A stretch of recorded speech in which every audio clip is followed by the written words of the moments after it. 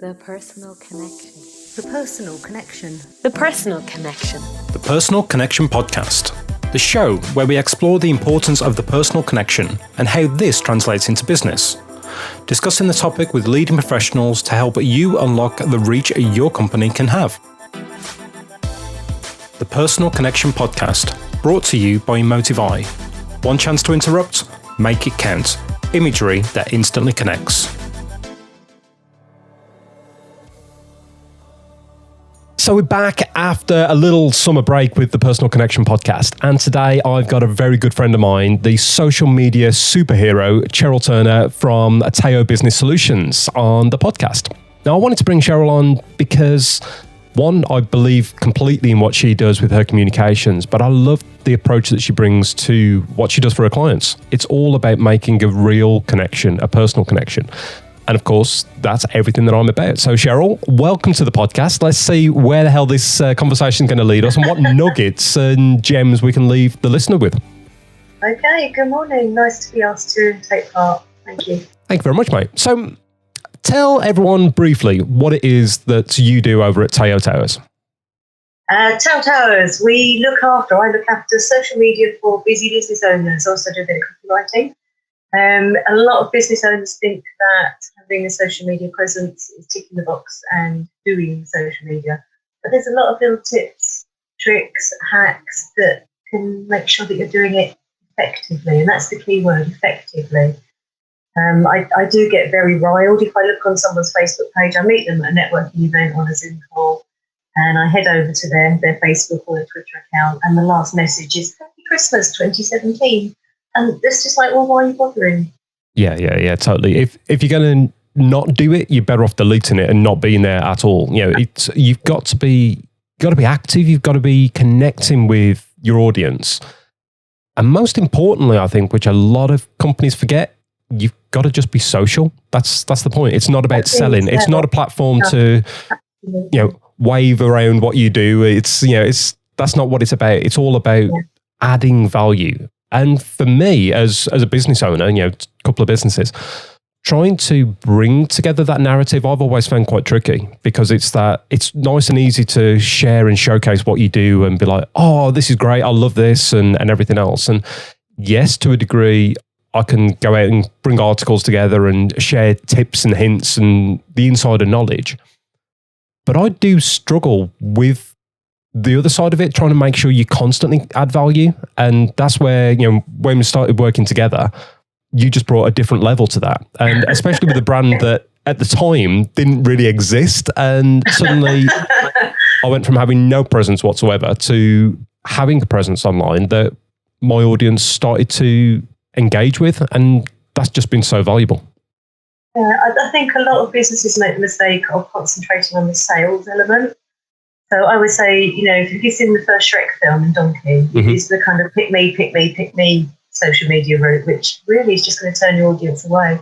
It's like if you go to, Curry's on a Saturday morning to buy a microwave, you know that you want that microwave. As soon as you get in through the door, you've got half a dozen people in purple shirts pecking your head saying, oh, what can I do for you? Do you want this? Do you want that? No, I know what I want. Chances are, if your audience are looking at your socials, they know that you're a photographer, but they want to know, like you said, what value you can bring to them. And that's so a lot of businesses overlook that element because they can get so hung up on the sales side of it. It's not a sales funnel. Yeah, it's not. And although it is, and if you use it correctly, that's the point, isn't it? It's all about building that why you're the choice, why you're the expert as much as anything.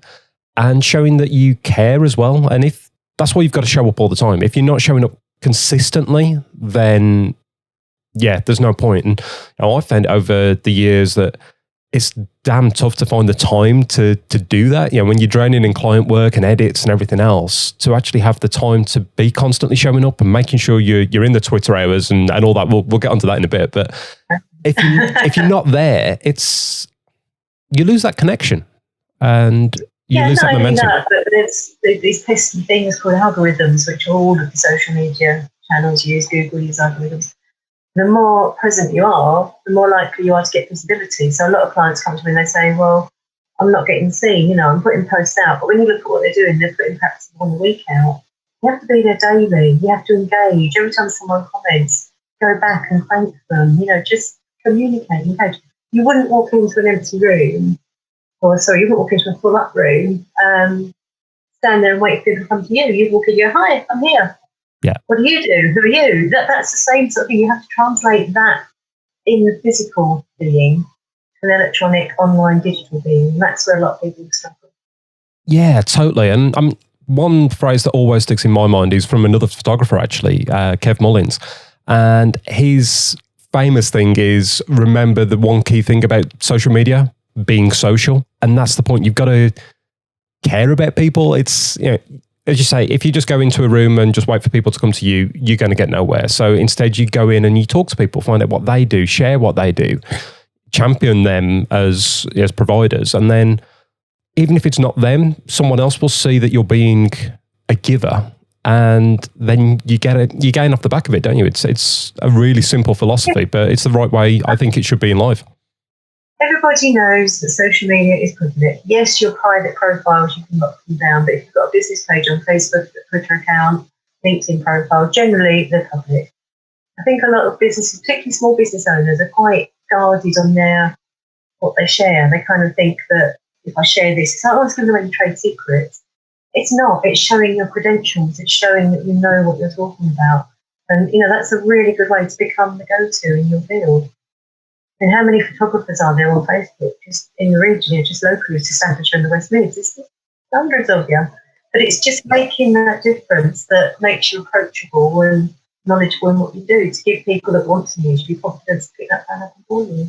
Yeah, and I think a big way that social media can be a value is it breaks down those barriers, it breaks down those doors a little bit. And if someone's looking at working with you, they can go on your social media, see what you're about, see what you're like, and also see some of the work that you do. And they can almost get behind the scenes that little bit and know what they're dealing with, rather than it just being the great piece of polished marketing that your website should be. We'll come on to that again in a bit. But I think you said a really good point there of showing behind the scenes and getting to see the person behind the business as well. I think that's one of the biggest things that you can do. And it doesn't have to be polished. It doesn't have to be great photos. Don't get me wrong, I shouldn't be saying that because I want my clients to come to me for personal and business branding shoots. But sometimes just show what you're doing, jump on a live video and have a bit of fun and show the craziness as well, because we're all a little bit crazy. So just celebrate it. So quite often I'll say to businesses, clients that have got staff, I do work for some one-man bands and I do work for some businesses that have got, a team of employees. And I say, well, is it anyone's birthday this week? Is there anything going on in the shop, in the bar, in the salon? And they kind of, but that's not going to get people to book in. Well, actually it is, because it shows that you're valuing your asset, your team members are your most valuable asset. And if you share what they're up to, last Friday I put a post out. Somebody sent me a post, and I don't suppose this is allowed on Facebook, which is a bit wary. And basically, one of the team bought some donuts in. I was like, yeah, hell, of course it is. And just looking this morning, it's had more likes and comments than any of the kind of soft selling posts that we might put out there. So people do like people stories. People sell people, and it's it works. Yeah, definitely. I think never be afraid to show yourself. God, no, not at all, not at all. And I mean, one of the things that you just said there about valuing your staff and things as well, that's something that I always think when you say a company's invested in their imagery, you know that they care about every member of the team, because every shot's cost them money. So yeah, it's fine showcasing the big wigs, but if you've put time into like you meet the team page and all that sort of things as well, it shows that everyone matters. And that's the other thing. I mean, of course, it makes you look good as a company, because if you're all polished and everything, you've got a better image. But I think it shows that you care as well. And if you can then translate that into your social posts, that's got to be a good thing. I think as well now we're just coming out of this COVID lockdown situation that's affected each and every one of us in different ways, good and bad. But if you have got a premises where you want the public to come in, show your audience on your social media channels what you've done. If you're social distanced your restaurant, show people. If you're nail bar and you've had to cut down half your capacity. Show people, because if they can't see that when they come to you, they'll be safe, they won't come to you. In the beginning of lockdown, some of my clients just went, that's it, forget it. We're shut. Boris has closed us. And it was a big, stick the bottom lip out and help. But I managed to persuade most of my clients that you need to keep that presence, because otherwise when we do eventually come out of this, and back in March, none of us knew that we'd still be, September going through it. But it's keeping that presence. One of those started algorithm things as well. But also, if you're not there and your clients think, oh, they've gone pop, they've gone bust, they've left the country, they'll go to your competitors. But, use your social media for your branding as well. We all have business cards, we all have websites, we all have networking connections. You can join all of those up. They're your marketing pillars that strengthen your business. And the more of those you've got in place, the more chances you've got for a connection is what it's about, isn't it? I mean, they used to say that, for someone to make a purchase was seven impressions, 7 touches. I would hate to think how many touches it requires these days within marketing sort of things. So the more you can be there in a genuine way, the better your opportunities will be. Yeah, I mean, you said about, looking at other people's credentials as well. If you do take part in networking, you and I both do quite a lot of networking. Share their content, comment on their content, because you never know when you're going to need that person. And I had a call at 8:30 this morning from somebody referring me forward for a copywriting job. Purely because I got to know them, I had a one-to-one with them, checked out each other's social profiles, and we're starting to build that know-like-trust relationship. So that's another really good argument for having a social media presence. Yeah, definitely. And sometimes it almost reminds people that you're there as well.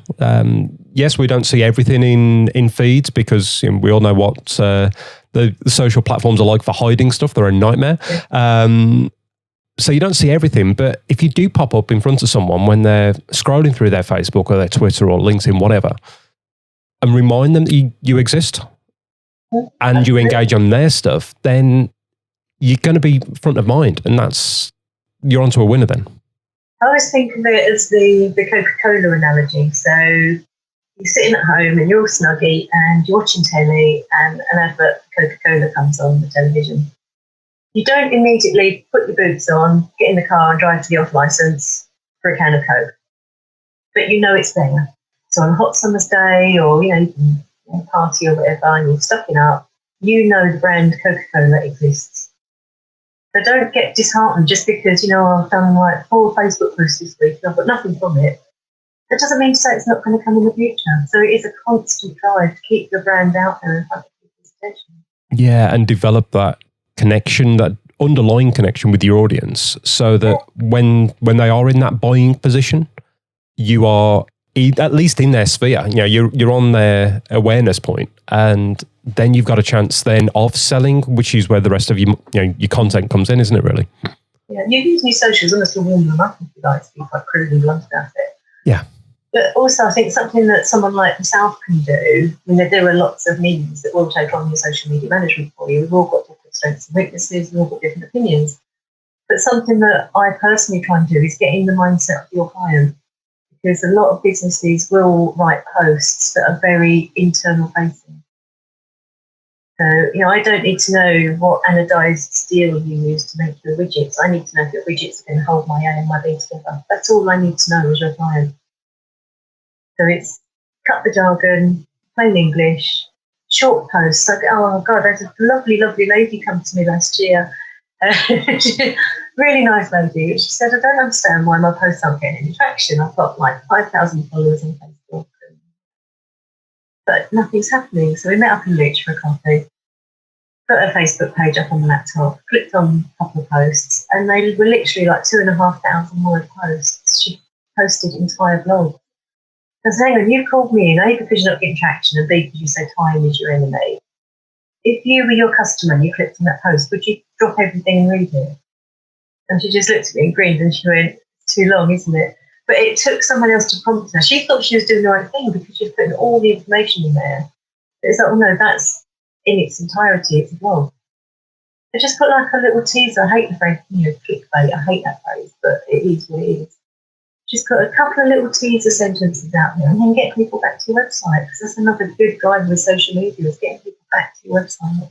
Yeah, exactly. Because then that's where you can put your long copy. That's where you can really sell your story. And yeah, you've already mentioned the word story, but stories sell. It's really simple. It's the oldest form of communication is telling stories, and stories stay with us as well. Yeah, exactly. But I think it's something that I try and really tie in when I'm talking to my clients. It's understanding the story of that business, but trying to get them to think about the difference that they make. So we're very much on the same wavelength there, that it's, you've got to make sure you're talking to your end viewer, the target customer, your client avatar, whatever you want to call it, that perfect person. You've got to be speaking to them directly, because if you're not, it's just noise. And yeah, there's enough noise out there. So you've got to, if you can try and, whether it's talking on emotions or client voice or something, I think that's where it becomes really powerful, and that's why you can stand out a little bit, isn't it? Yeah, telling your story. I mean, you do it brilliantly in pictures, images, photographs. If you can tie that up with words, if you've got brilliant pictures with someone like yourself, you won't need to write as many words, so you're probably already there. But keeping it brief, because people are very, very time poor. Don't sell, don't be donkey Shrek person saying pick me, and just engage with the audience. It's so, so important to engage, and that is the main. It's almost as if people say, what, I've got to talk to them as well. I've got a poster and you want me to talk to them as well? Yeah. Hell yeah. I haven't got time for that.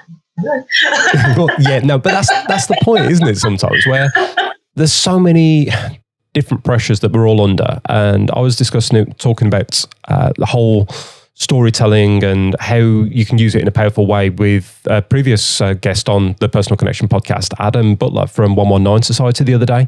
And we were talking all about building stories and the power of them, and also the power of keeping them short. And you've mentioned it there with copy, but it's equally as important with video.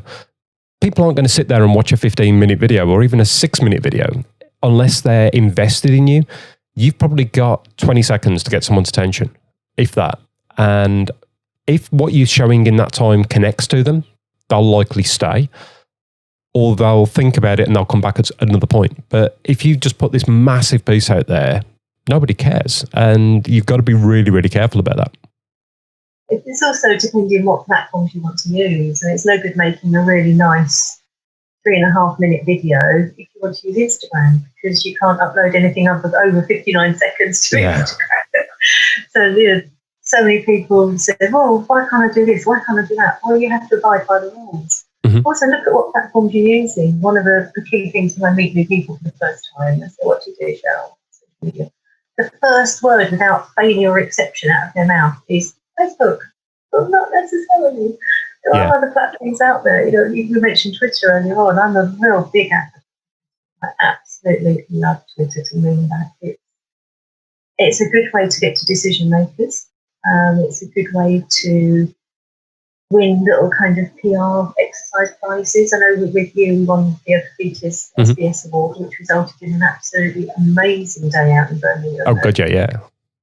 The SBS event was just, well, how much education can you absorb in one day? It was phenomenal. But it's little PR things like that. I took a new client on last week, first of the month, and already I've won 2 Twitter awards for her. Yes. So the followers have gone up. It's less than a week, only 6 days in, and it's already made a difference. And it's things like that I think people say, oh, I don't use Twitter. You can't say anything on Twitter. You can, but you have to craft what you say. You have to think about it. Be concise, but get that story over in that character count that you're allowed. Yeah, absolutely. And I think as well as, yes, the physical limitations of how long you can put a video on for and how many characters you've got to play with, I think it's really important to, and most people don't get it at all. And I even see people who do social media for companies just sharing the same content everywhere. So you go onto a social media scheduling app and you write your content and then you click every single channel and press post. Yeah. That's awful, because it just doesn't work, because people interact differently on different channels, and things look different on different channels as well. And I think that's where people either need to put time into educating themselves as to, whether it's going to a social media trainer or whether it's going to just spending hours, reading and researching what can work. But you've got to put content out there that people it's going to look right on the feed, isn't it? It's got to be. They've got to identify with it as well. I mean, anybody can go on Google, go onto a Google Images search, #Motivation Monday. Yeah. Oh, look, we've got lots of pictures there. If you are going to do that sort of thing, then brand them at least. I'm not as long as you can use them. That's the point. Yeah. It's make sure you can use the buggers first.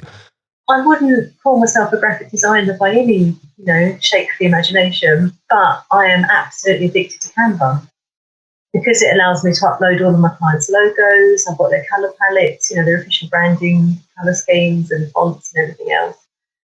And from that, I can create usable images. Canva gives me the tools to do it for Facebook, to do it for Instagram, to do it for Twitter. You can animate now, you can create your own GIFs. Considering it's free for most people, it's phenomenal what the power of it. So if you do want to just Google an image and nick it, at least have the decency to brand it, especially if you are doing it for somebody else. If you are doing what I do for a living, nicking memes and pointing them on Facebook 3 times a week isn't doing social media. All you're doing there is injustice to your clients. But, Totally, mate, totally. And we can start now, Stu. Oh, I have. I'm going to rein you back in from that one, mate, because I can see the hackles coming up from here. So let's come back to. Let's move away from social media for a second, and let's move on to the longer copy, because not everyone's a writer, and sometimes you've got to, as we've already mentioned, you've got to make sure you're speaking to your audience correctly, as well as what you're putting out there makes sense. And that's where using a copywriter can come in. And it can be from creating the words to go all over your websites. It can be creating blogs that are going to be your cornerstone content of a marketing strategy. And also your social media can keep pinging back at that to boost it as well. It's all about trying to bring that quality across your whole content marketing, isn't it? And I think copywriters literally are worth their weight in gold at times, because it's so powerful, and you can invest once and it can stay with you as a business forever if you use it correctly. So I know that's something that you do, but I know from when we've spoken about it, when you've been working with clients, you put so much time into investing in and understanding what the business is and what they do, so that you literally write as an expert. And I think that's a key thing. You've got to be an expert in your field to be able to write about it. Yeah, it is. Again, with poor social media content, that does transfer back over to your website. You're writing jargon, tech speak, a technical help manual for a Joe Public audience. It's just not going to stick. People just either doze off or click away. If you look at your analytics, look at your bounce rates, that should tell you something about your copy on your website. Blogs, I truly believe if you get your social media, your blogs and your networking in check, confident, nailed, you're pretty much there to marketing your business. They're 3 of the most important areas. So, don't just, I don't have to do social networking. Well, yeah, you do actually. Find out which one works for you. Blog. Why do I need to blog? Well, because it's showing your audience that you know what you're talking about. And it's time consuming, but it can work incredibly well for you. That's the point. And it allows another connection, but it doesn't have to come from the top of the business. It can come from anyone within the business that's an expert in that field as well, and showcase them and use their voice, or employ a professional to do it for you and then just wrap it up as the company. As long as it's correct, that's the point. But you've got to put out content that people are going to engage with. And it's a tricky thing sometimes, but you've got to keep people motivated to want to get involved with what you're doing. Yeah, the last blog that I had signed off by a client started life as about a 3 or 4 line email. Okay. And with a bit of research and a bit of common sense, a bit of what would the customer want to read. then turned it into a 500-word blog. And she was amazed. She's like, "God, I just gave you a tiny little email and you've done that, and wow." But she hadn't. All she thought about was this fact, and SEO keywords.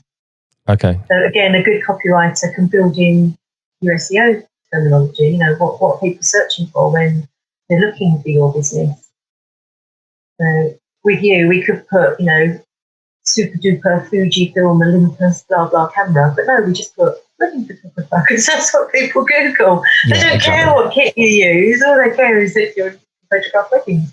No, it's and then that comes back to another point that discussed in other episodes, where you've got to know your market as well. You've got to know what people are looking for to make sure that the copy that you're commissioning or the social posts that you're putting out there, when it's the more clever salesy ones, you've got to make sure that your terminology and everything's what's going to flash in people's minds and what's going to make sense to them, because otherwise you're just not going to show up, are you? And then you're just spending so much time, effort, and possibly money and throwing it away, really.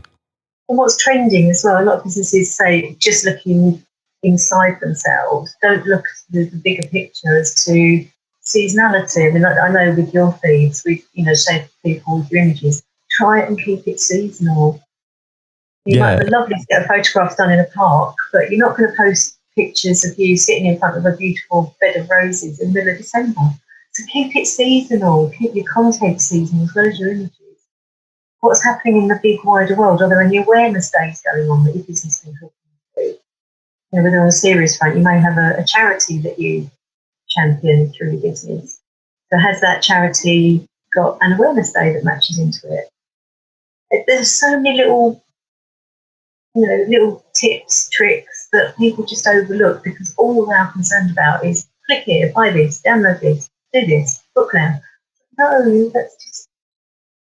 Yeah. I hate it. You go to a website, you said that web copy, and you go to a website and the first thing you get is a pop-up to say, fill in this form and I'll send you my free. And no, I don't want that. But stop bombarding me. I just want to look at what you do. I don't want to... It's knowing when you can use things like that, isn't it? That's the point. And it transpires into your email marketing and everything else. You've got to be speaking to people at the time that they want to hear from you. And I had a really interesting conversation with someone who's brilliant at email marketing. And he said he had someone complain to him that he'd sent an email on a Sunday. And it was like, how dare you appear in my inbox on a Sunday? And I was like, okay, that's an interesting thought. Firstly, you're checking your emails, so you're clearly working anyway. But yeah, maybe that wouldn't be right. Maybe not showing up on, poking your nose in on a Sunday is a right thing. So choose when you appear for people as well. And again, that would depend on what your audience consists of. If you're a B2B business, perhaps sending an e-shot on a Saturday or a Sunday isn't the best thing. But if you're a B2C, when your consumer's going to be looking at their emails, evenings, weekends, I get a lot more traction on some of my B2C social clients, evenings and weekends, than I do 9 to 5. Because that's the time that they can engage. That's the point. And especially with certain social feeds like Twitter, where it's on the wall and then it disappears, on your feed. Yeah. I mean, of course, it always exists on that company's page, but how many people go onto those? So you've got to be showing up at the right time. And of course, that's where there are powerful things and things that work really well with the community, like your Twitter hours and things, aren't there? Where whether it's a hyper local one, like Litchfield hour or Cannock hour, whatever else, or whether it's a theme or a technology or a solution or something. It's like wedding hour. If you're in the wedding industry, there's a wedding hour on Twitter. It's quite buoyant. It's very responsive. So, if you want to talk to people about weddings, whether you're bridezilla looking for services or whether you're a service trying to sell into it, it's a good hour to attack. You're giving up 1 hour a week. And, maybe you might sort of look at it, because I don't really want to be online at 9 o'clock on a Tuesday night. I think I am, Yeah. Well, that's what I've got you for, mate. So I don't have to. So I can just sit back and let you do it. But so you just sit back, Stu, and I'll just take care of it. Absolutely, mate. Whether it's getting clients interaction, winning awards, whatever, I just sit back and enjoy it and pay the invoice at the end of the month. But okay, so let's look at that. When we came into things, you're not a photographer. And yes, you enjoy photography, and you got your little SLR camera that you like playing with and everything else, and we've talked about that quite a bit. But but your job is social media. So how does it work with when you're coming in and working with a client? What are the key things that you're looking at? Is it like me when I'm talking about clients about creating a big content piece for them, that I want to understand their values, their message, their reasoning, what makes them stand out, and I need to understand their competitors before I can even get involved with it? Is that sort of how it works? Or up until now, I started in 2012, so we're going a few years now, but up until, say, the last couple of years, the majority of my clients come through networking. Mm-hmm. So I do get to listen to them every week. I take notes during their 60 seconds, for example, when they've got a 10 minutes. I have a copy of that because that was really handy. So it's getting to know, it's just using your own senses to get to know. When I immediately know if a new contact is or isn't for me in terms of their social media. I wouldn't target, let's say, a conveyancer, for example, because it does not float my boat in the slightest. I know they do a very good job, but it's not something. There are other social media people that would specialise in a more service-driven area. So it's getting to know them. The second question is always, have you got a website and is it current? To me, your website is my Bible. Yeah. If it's on your website, you must have signed it off, you must approve it. Maybe further down the line, I might bend your ear to get some more content written if I think it's a bit shabby, but Yeah, totally.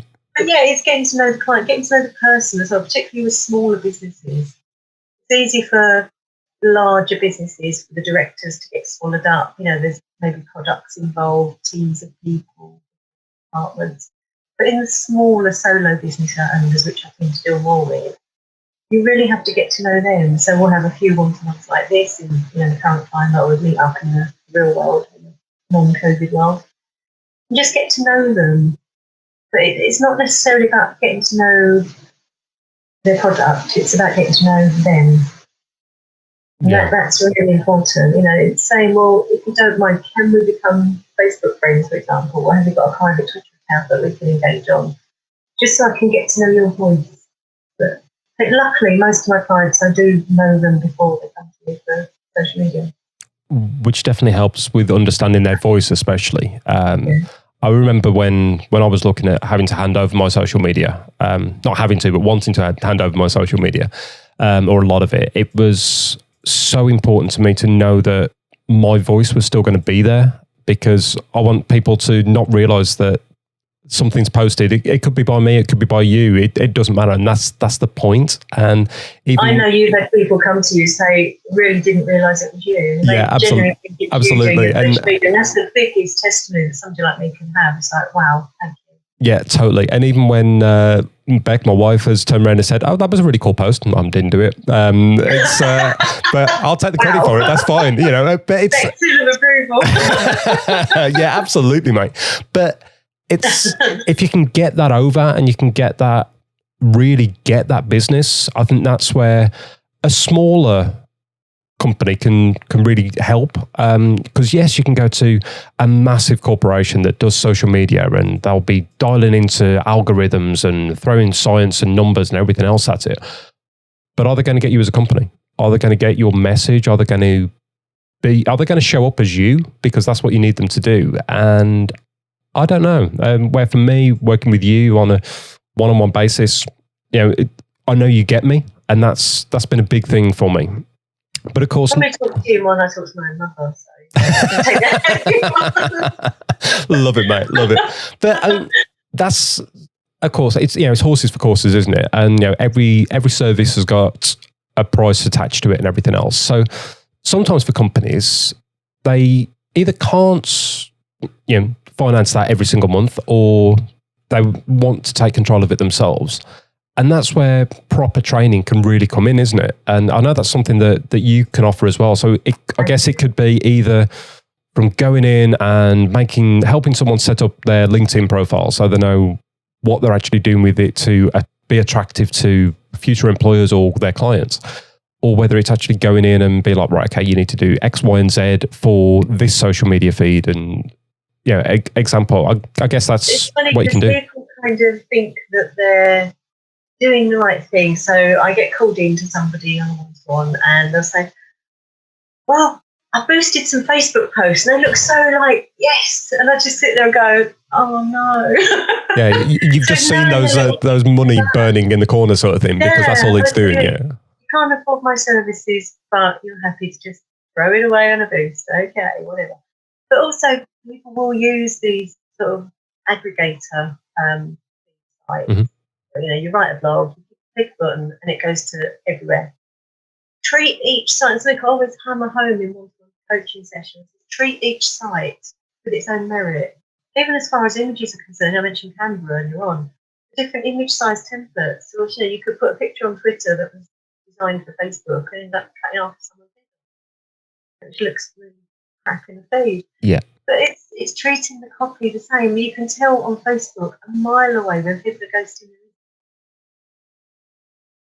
Real deal breaking here, people. Facebook, the more hashtags you've got in a Facebook post, the less it will be seen.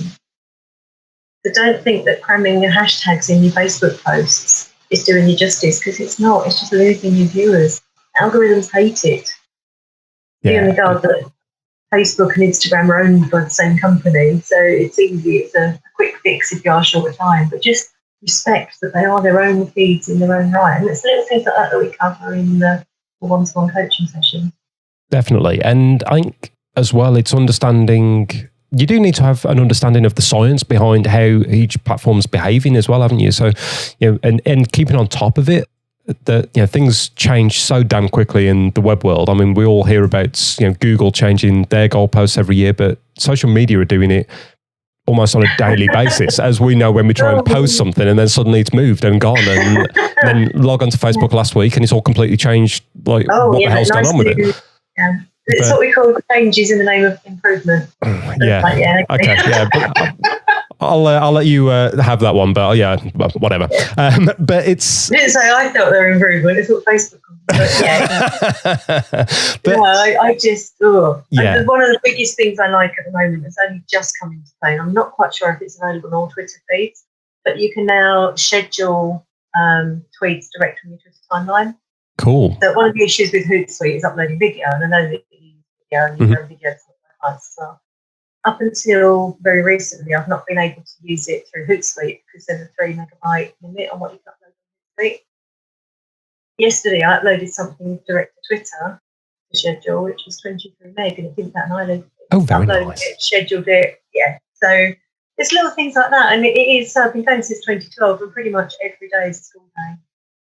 Yeah, whether it's learning about your clients or learning about what's happening new with tech and the platforms and everything else. And you got to keep on top of it. And personally, as a business owner, I don't have time a lot of the time to keep engaged with it. And yes, I know possibly more than some, because content and everything, it's my thing, my field. So I know what works with sharing and things, but yeah, keeping on top of it all the time, or even just being physically having the time to show up all the time, doesn't work. So that's where it works for me. I mean, lockdown was a nightmare for me. I did actually lose 2 clients the night that Boris made his speech because their businesses were not going to get through it, basically.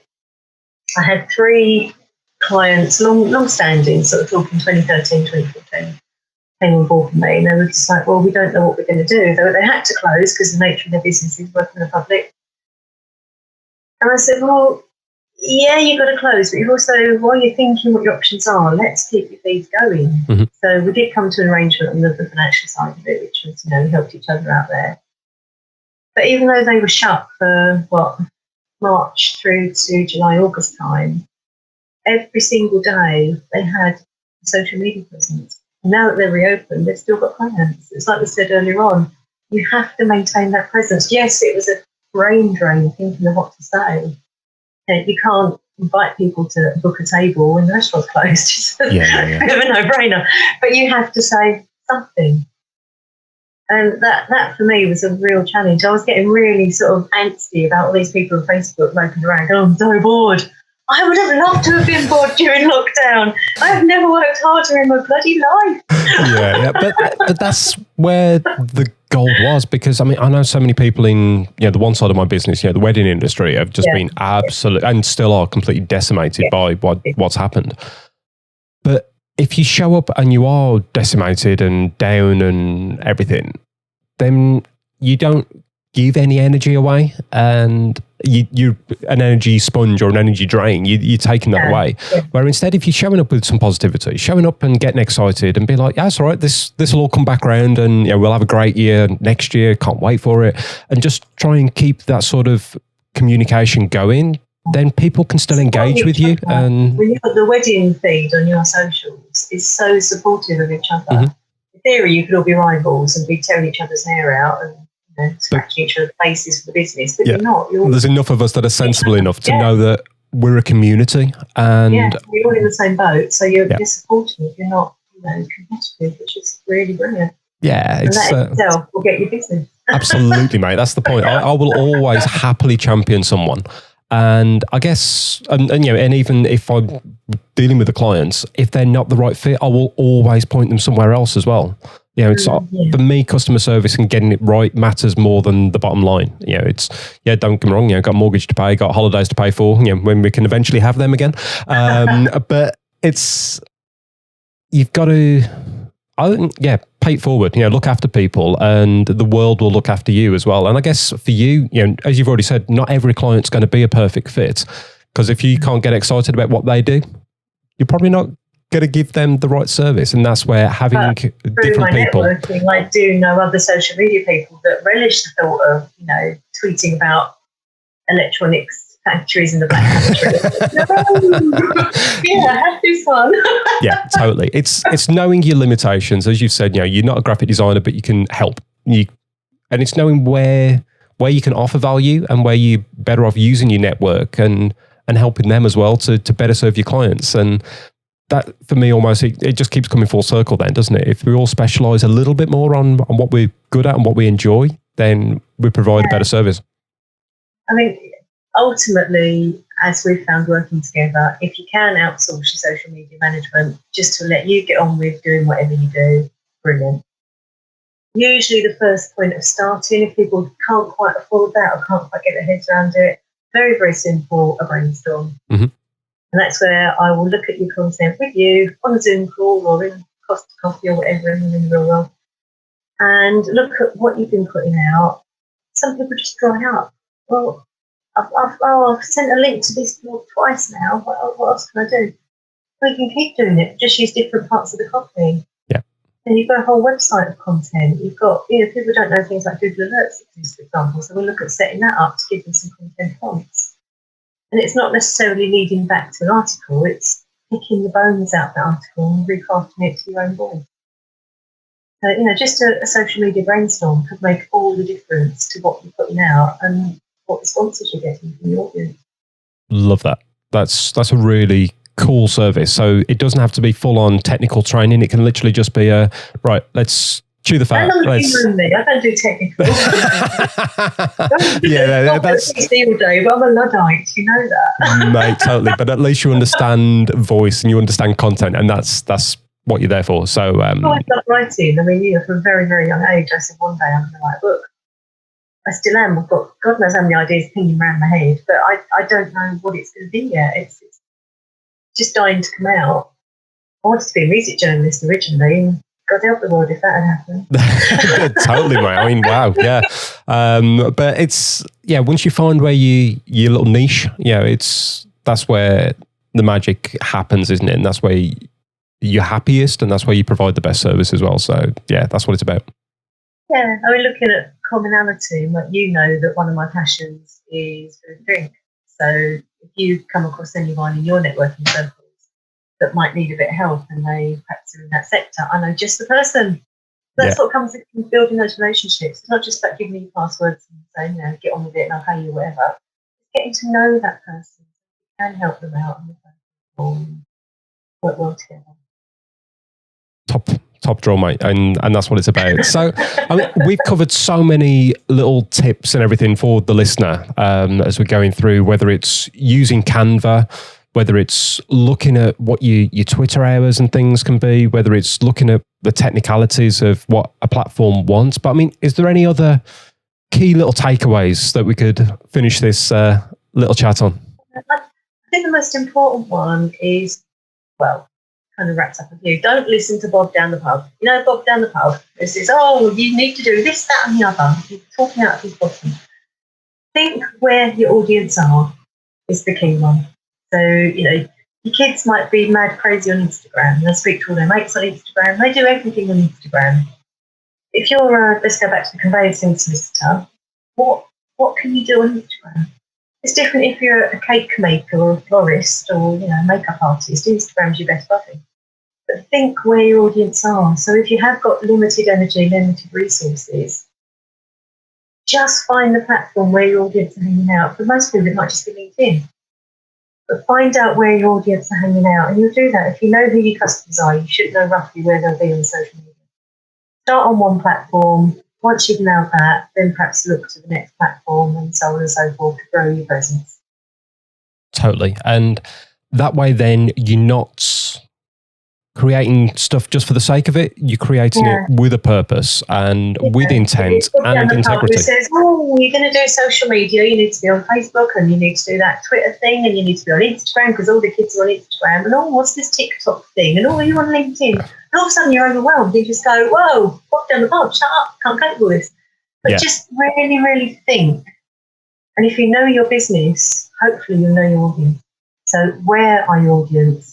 And what platform or platforms are they likely to be hanging out on? If you are short of time, you can't afford to outsource it, just go for the one or two where you know the majority of your audience are going to be clicking, swiping, viewing. Totally. And I think my other point and takeaway that I put out there, which is something that I did a couple of years ago when I was really focusing on my efforts, put a plan together. Don't just go willy-nilly. Write a plan and put it together, and whether it's a whole month's plan that you're like, okay, I'm going to pick on this, and you can then pick up your awareness days and things, or you can pick up on what you're going to share on each type of social and how you're going to show up. But then you can tie it into your longer copy posts as well and things, with your blog. But if you haven't got a plan, it's so hard to keep on top of stuff, especially when you're trying to juggle a million different balls, or like going back to our personal branding shoot with you, wear a million different hats. It's how are you going to show up that day? Which person are you that minute of that day within your business? When we're small businesses, we're having to do so many different jobs, and you've got to make sure that you're in the right mental space as much as anything, haven't you? And so, I think for me, having a plan is a big thing. You're going from marketing person, I've got to write a blog today because it's been 2 weeks. Okay.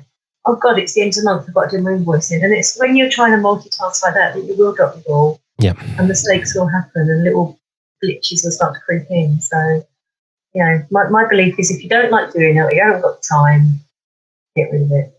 Outsource it. Absolutely perfect, mate. And it doesn't matter what it is, but if it's not your thing, get rid of it. That's golden. I don't do my own tax returns. If I did, I'd be in dire straits. Mere numbers, which is do not love it. Well, there we go. So if those who are listening want to find out more about the services you can provide, whether it's brainstorming or whether it's taking over the world with social media, how can they find you and how can they engage with what you do and find out whether you could be a good match? I have a Facebook page, which is Tao Business Solutions, and the profile image is taken by your very good self. Thank you very much. There's also a Tao Business Solutions in Australia, so make sure you get the right one.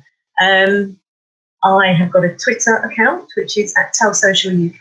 I'm on Instagram at Tao Social UK, but that's kind of more personal than business, but I do check the inbox and stuff. Drop me an email, Cheryl at taobusinesssolutions.co.uk, or just pick up the phone. It's 07891 711 36. Superb. Mate, thank you so much for coming on. We could carry on forever and talk about random different things and throw different story ideas and everything out there. But I think at least we've given the listener an overview that it's more than just posting stuff. There's a lot to it. You've got to invest in it, both time and expertise as well. It's investing in it. Yes, you might sort of think, ouch, how much per month? Or you look at it as hey, I can see the value of that. And it is that value that we need to get across to people. Value all the time, mate. Value over price any day. That's the difference in the service world, isn't it? Absolutely, yeah.